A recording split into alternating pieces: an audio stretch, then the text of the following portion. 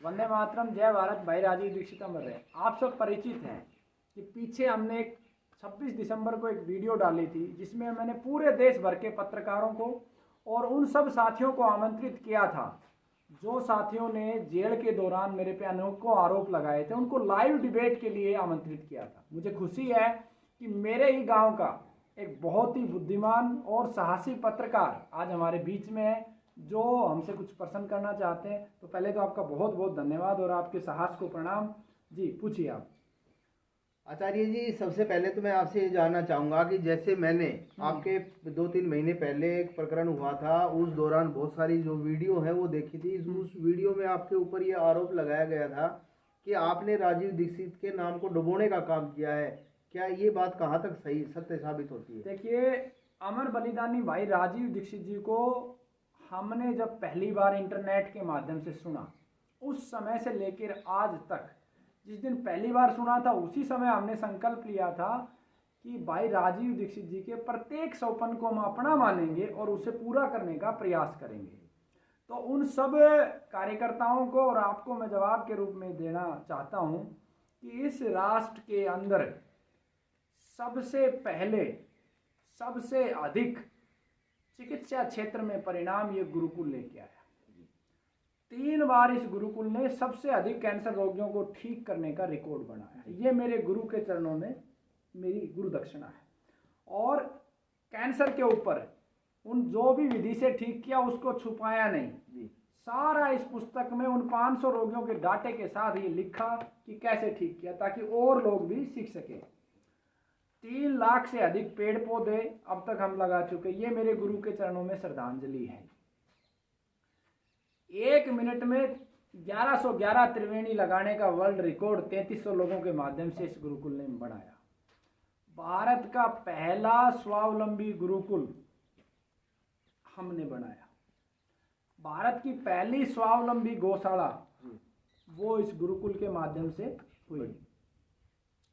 इस भारत के 28 राज्यों के 85 जिलों के लगभग 97,000 से अधिक किसानों को 18 प्रकार के प्राकृतिक खाद बनाने की विधि हमने सिखाई।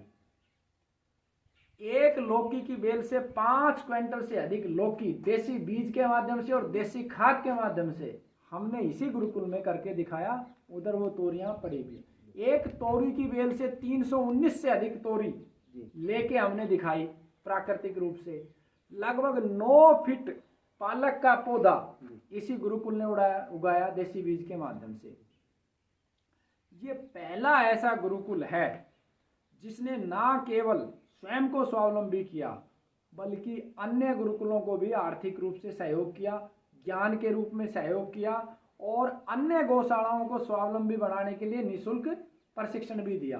भाई राजीव दीक्षित जी के विचार को लगभग 4 करोड़ से अधिक लोगों को सोशल मीडिया, यूट्यूब और मैन टू मैन के आधार पर हमने प्रसारित किया। इतना ही नहीं, इस राष्ट्र में कभी प्रतियोगिताएं नहीं हुई चिकित्सा की। 3 प्रतियोगिताएं हमने आयोजित की और चौथी प्रतियोगिता बहुत जल्दी होने वाली है। इतना ही नहीं, ऐसा पहली बार इस राष्ट्र में हुआ कि गौ माता के गौयों की चिकित्सा तो सदा सदियों से होती आई। हमने नंदी महाराज के गौमूत्र के माध्यम से एक पूरा चिकित्सा का शास्त्र तैयार किया। 9 पुस्तकें अलग अलग विषय की हमने समाज को दी। पूरे राष्ट्र को बीमारियों से निकालने के लिए और बेरोजगार राष्ट्रभक्त लोगों को रोजगार उपलब्ध कराने के लिए जीवन चिकित्सा पद्धति की स्थापना हमने की, जिसमें 10,000 से ज़्यादा लोगों को आने वाले समय में रोजगार मिलेगा और 50 लोगों को तो अगले 6 महीने में रोजगार मिलेगा। ये सारे कार्य मैं आपको कहना चाहता हूँ, उन सब लोगों को कहना चाह रहा हूँ जिन्होंने ये वीडियो बनाई है, तुम सब मिलके अपने कार्य को जोड़ लीजिए।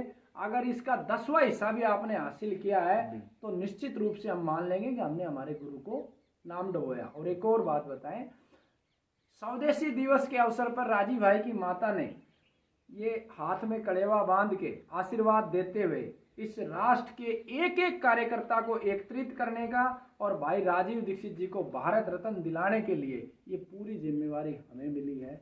माता जी के माध्यम से और सारे कार्यकर्ताओं का सहयोग लेते हुए इसे हासिल करके हम दिखाएंगे, ऐसा हमारा संकल्प है। बिल्कुल, जैसा कि आप सभी ने आचार्य जी के विचार भी सुने और जो सोशल मीडिया पर बातें चली हुई थी कि इन्होंने राजीव दीक्षित जी का नाम वो डुबोया है, इन्हीं के बातों से हमें ये पता चला है कि इन्होंने उनकी विचारधारा को और उनके जो सतमार्ग था, उनका जो मार्ग था, उसको सही दिशा और दशा में मतलब सुधार किया है और उसी दिशा में कार्य भी किया है।